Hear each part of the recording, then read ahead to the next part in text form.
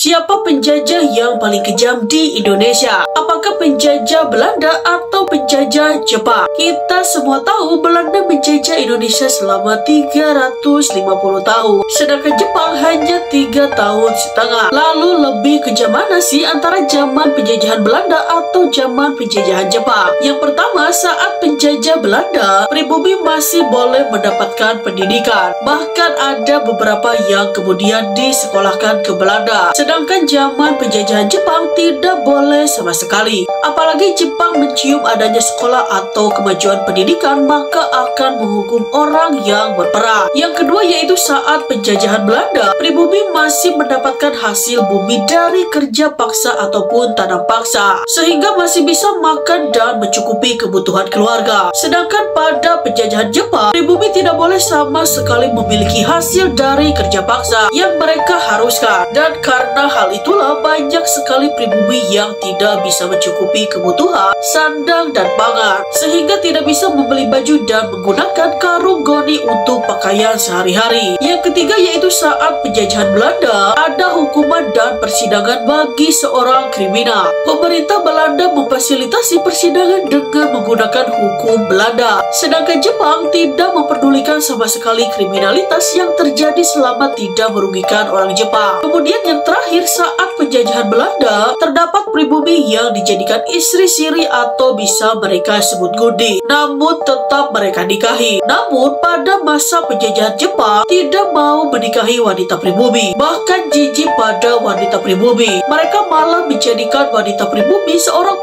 tanpa bayaran untuk tentara Jepang. Nah, menurut kalian lebih kejam mana, Jepang atau Belanda?